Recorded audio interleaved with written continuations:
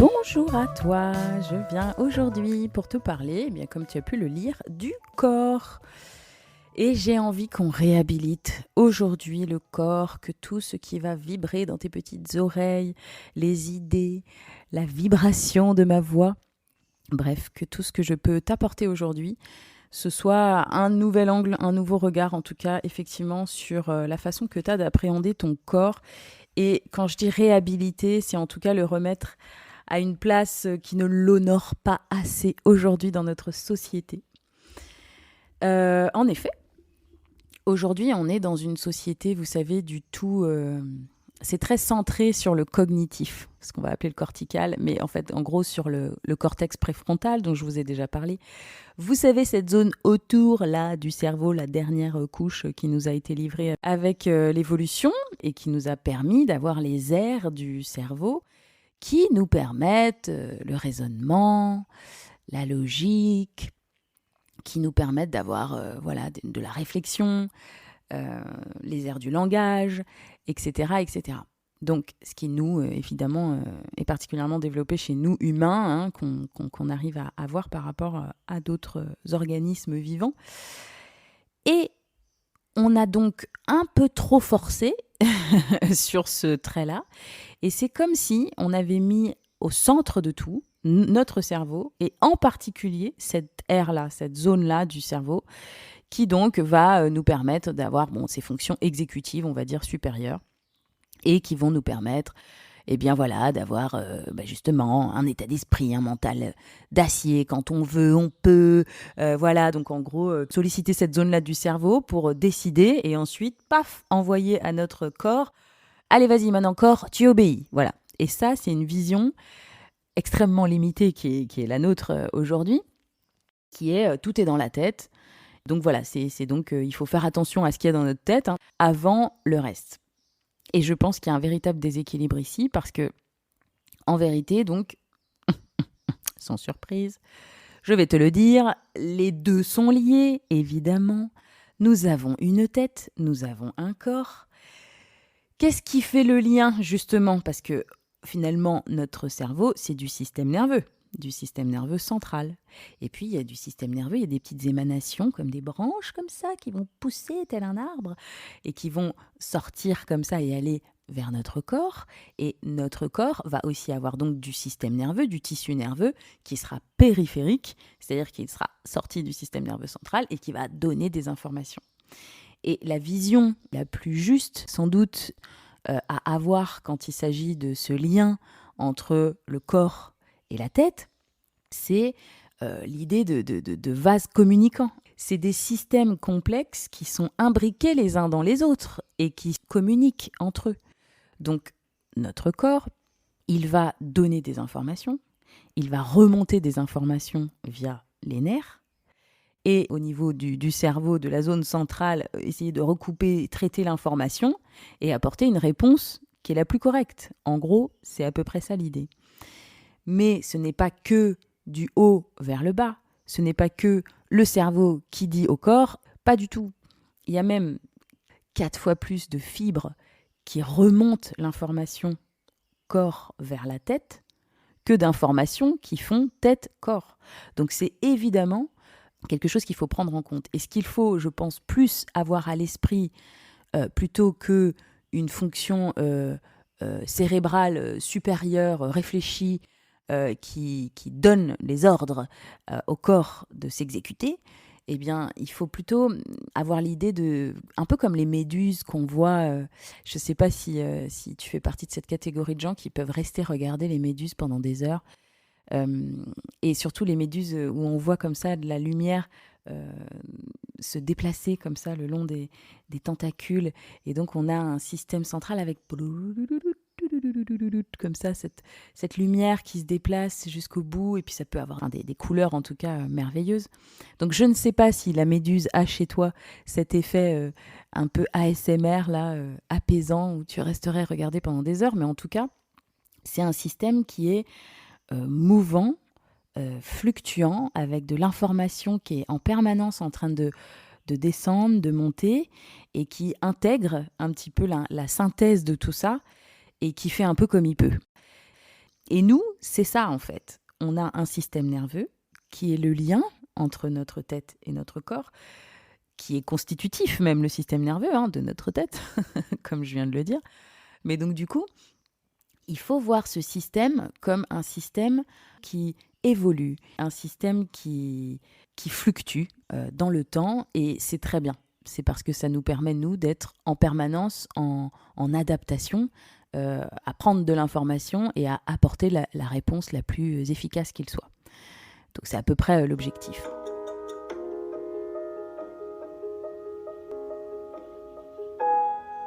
Mais donc, quand on pense bien-être, de manière générale, quand on pense à ce qui est bon, ce qui est préférable, ce qui est souhaitable, quand on pense bonne santé, on pense à cette santé physique, à ce bien-être physique, parce que c'est comme si on avait été un petit peu, en tout cas dans nos cultures, c'est comme si on avait été quand même un petit peu éduqué à voilà ce qui est bon, les 5 fruits et légumes, faire régulièrement du sport, avoir une bonne hygiène, etc. Mais ce que je déplore donc, c'est sans doute la visée. C'est-à-dire que c'est comme si on visait plus l'esthétique ou uniquement le côté fonctionnel, en fait.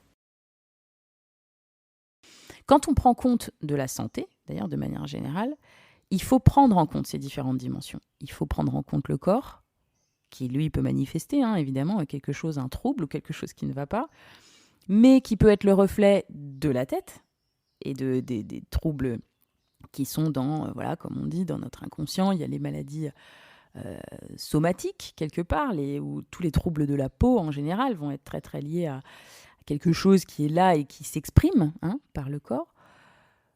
Quand on pense à la santé, il faut aussi prendre en compte la santé émotionnelle. Et aujourd'hui, c'est là où ça pêche un peu, et c'est là où, du coup, mon métier a de l'avenir, évidemment, faire prendre conscience aux gens que la bonne santé mentale, donc une bonne hygiène de ce que tu fais de ta tête, de ton état d'esprit, et une bonne hygiène de santé émotionnelle, donc comment tu gères tes émotions, qu'est-ce que tu fais pour réguler ta vie émotionnelle, qu'est-ce que tu comprends de ta vie émotionnelle, comment tu l'exprimes, est-ce que tu réprimes, etc. Ça, c'est des dimensions à prendre en compte pour considérer notre santé de manière générale. Et en fait, aujourd'hui, donc, on est dans une société où on va avoir un unique aspect de la considération, on va dire en tout cas, du physique, qui va être très, très, très porté sur l'esthétique, en fait. Qui va vachement axer sur déjà le tout de suite, l'immédiateté, et le langage du corps, je ne crois pas que ce soit un langage d'immédiateté. En tout cas pas pour ce qui s'agit de transformer, au sens où nous, on envisage de transformer un corps aussi rapidement. Donc on veut des résultats extrêmement rapides.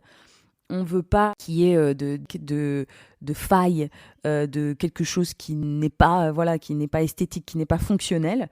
Et on est dans une culture évidemment du régime, de l'apparence physique, les réseaux sociaux n'aidant sans doute pas, les filtres où on peut mentir encore moins. Et donc du coup, globalement, la tendance de la société, ça va être d'axer uniquement sur cette partie un petit peu, l'enveloppe, quoi, finalement. À quoi ressemble cette enveloppe, sans chercher à questionner, mais que renferme cette enveloppe ?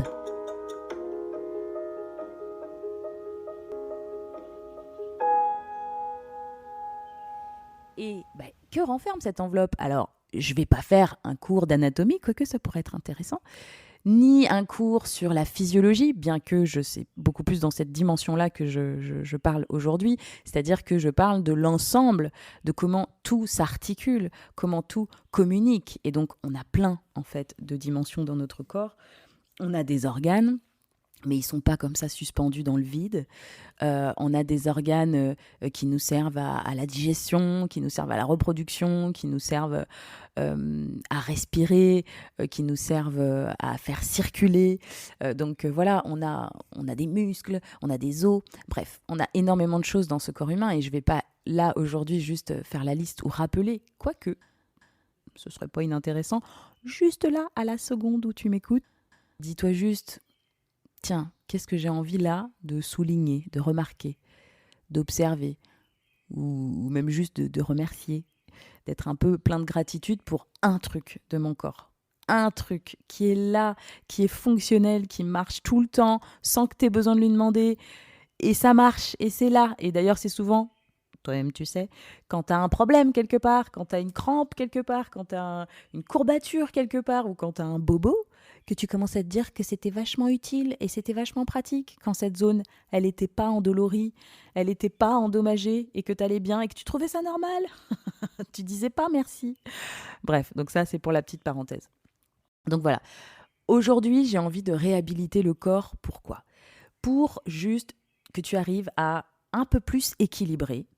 Ce que aujourd'hui, tu dois sans doute beaucoup miser sur la tête, parce qu'encore une fois, c'est une tendance de la société qui va nous dire que la tête, c'est hyper important, on est dans le mental, voilà, on veut tout intellectualiser, réfléchir, rationaliser.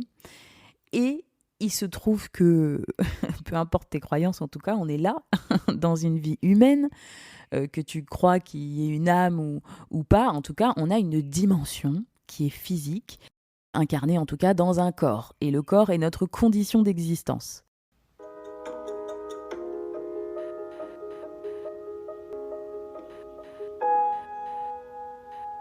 Pourquoi j'ai envie de réhabiliter le corps ? Parce que, donc, on a une tendance à oublier son importance, mais son importance de l'intérieur, tendance à négliger ou en tout cas à ne pas penser à toutes ces dimensions, donc tous les éléments qui constituent ce corps, mais tous ces systèmes en fait qui sont en train de communiquer entre eux. Ça aussi pour moi c'est important de se le remettre à l'esprit. C'est qu'on ne peut pas prendre les choses isolément. On ne peut pas se dire bon je vais soigner ce petit bout là et comme je vois qu'il y a un petit truc qui ne va pas, je mets un petit tampon ici là, pouf, un petit pansement et tout ira mieux. En fait les systèmes communiquent ensemble. Donc, évidemment, puisqu'il y en a qui sont imbriqués et constitutifs l'un de l'autre. Je m'explique. Notre tête communique avec notre corps par, en fait, le même tissu. Notre tête, notre cerveau est constitué d'un tissu nerveux qui est sensiblement le même que celui qui va partir dans notre corps. Donc déjà, c'est un seul et même système.